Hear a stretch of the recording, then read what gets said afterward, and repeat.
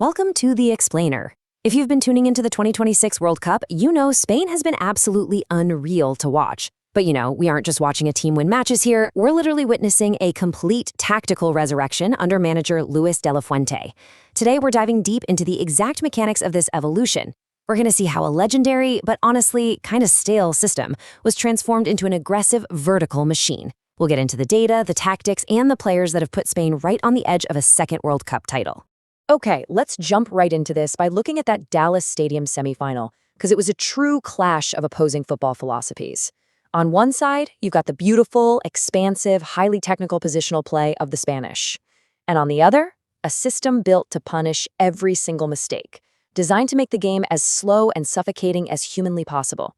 It really begs the question, can a style built on aesthetic beauty and ball control actually survive a tactical setup explicitly designed to destroy it? This was the ultimate test for Spain's new look. So we had Spain's chaotic, joyful attacking identity squaring up against Didier Deschamps' clinical, suffocating tactical matrix. Spain is bringing this terrifying, youthful verticality. They actively want to turn the match into a high-speed track meet. But Deschamps' French squad, they operate like an emotionless machine. They honestly don't care about having the ball. They care about structure, extreme caution, and just brutally punishing you in transition. It was a matchup that asked if a team built on joy could crack a safe engineered to be completely uncrackable.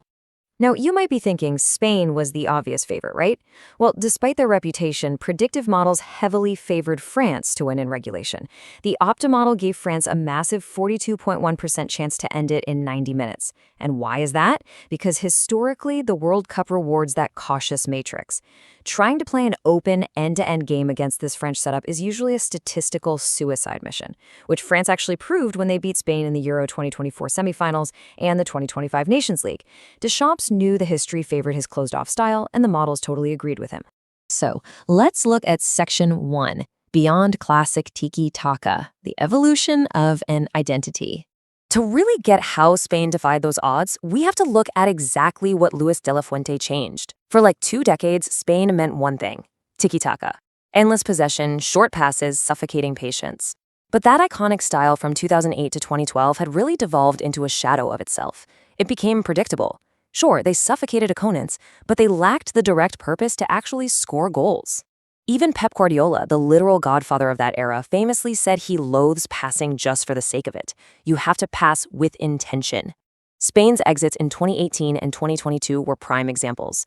They'd hold the ball for 75% of the match, lull everyone to sleep, and then lose on penalties because they forgot how to actually attack the box. The shift under De La Fuente is just staggering when you look at the progressive passing data. In those rough 2018 and 2022 runs, their forward passes were way below the tournament average, just 0.82 and 0.76, basically passing sideways. But look at 2026. That number absolutely skyrockets to 1.09 times the field average. This is not just possession anymore, guys. This is possession with a violent purpose. They're taking risks, breaking lines, and moving the ball into dangerous areas instead of just holding it to be safe.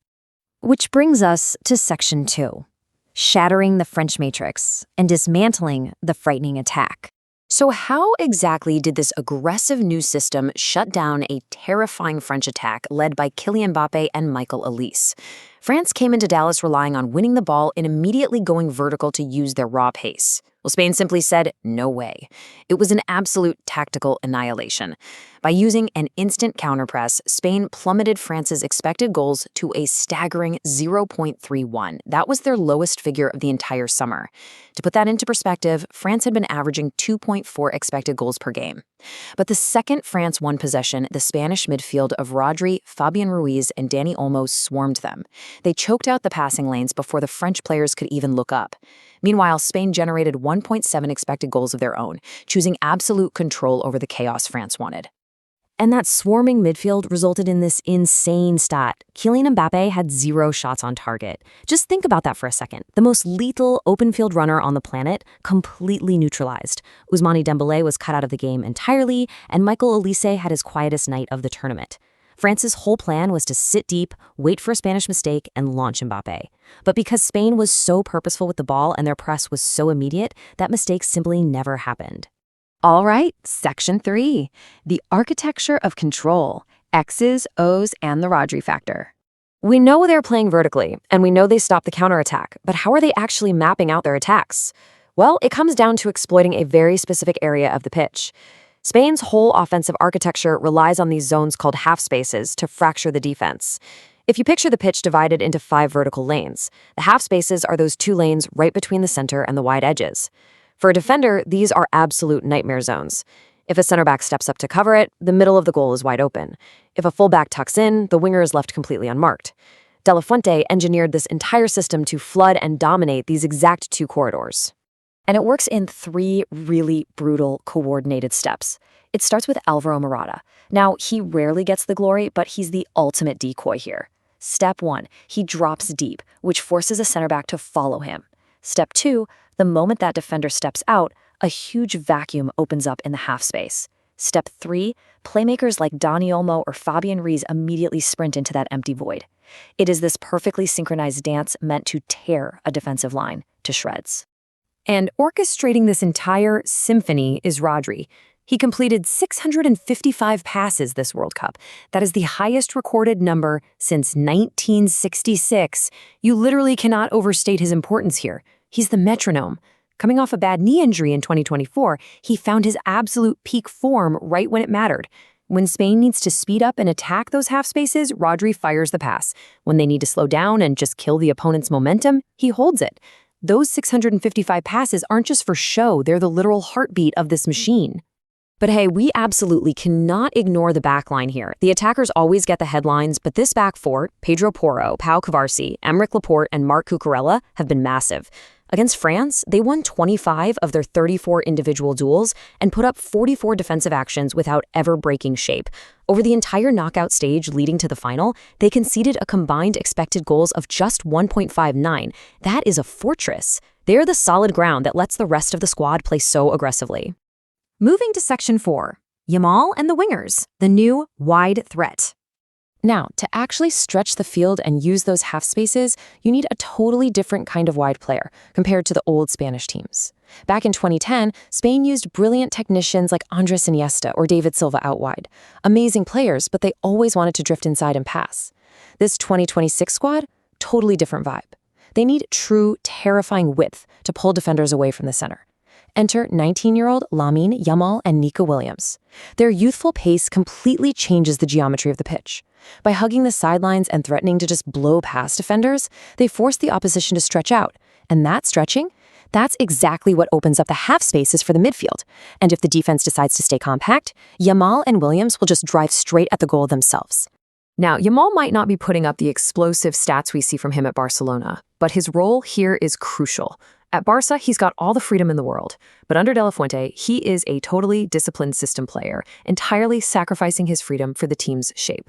He only has 1 goal and no assists on paper for this tournament, but don't let that fool you. His relentless vertical drives push defenses onto their back foot. Remember, it was his direct running that forced Lucas Digne into the penalty against France. He's a once-in-a-generation talent who is completely putting the collective machine above his own stats. Finally, Section 5, the final boss, Messi, and the ultimate showdown. All of this tactical brilliance leads Spain to one final colossal test, defending champion Argentina. We saw how Spain dismantled Belgium and neutralized France's speed, but a World Cup final is a totally different beast, especially against a team that runs their entire strategy through one transcendent figure. It sets up the most perfect narrative you could imagine. You have a starless, complete system featuring La Masia's newest teenage prodigy, Lamine Yamal, going up against the ultimate individual magic of his idol, Lionel Messi. A 19-year-old sacrificing himself for a flawless machine versus a 39-year-old legend acting as the absolute gravitational center of his team. Spain doesn't need one player for magic anymore. Argentina completely relies on the fact that their one player is magic. And to put that into perspective, look at this data. At 39 years old, Messi is somehow even more dangerous. He has literally doubled his expected goal rate from his legendary 2022 run. He went from 0.26 expected goals per 90 minutes back then to 0.52 today. His shot volume is up, his touches in the final third are up. Spain managed to strip France of its influence, for sure, but keeping the ball away from an in-form Messi, that takes a whole new level of focus. They're going to have to block every channel and deny him the ball at all costs. So, as we look ahead to this 2026 World Cup final, we're left with one really provocative thought.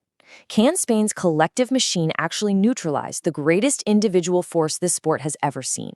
We're about to watch Tiki-Taka 2.0 go up against its absolute final boss. Will the disciplined, aggressive architecture of Luis de la Fuente claim the ultimate prize, or will a 39-year-old genius completely shatter the system with one final moment of magic? It's the beautiful game at its absolute peak, and I, for one, cannot wait to see how it plays out. Thanks for joining me on this explainer, and enjoy the final.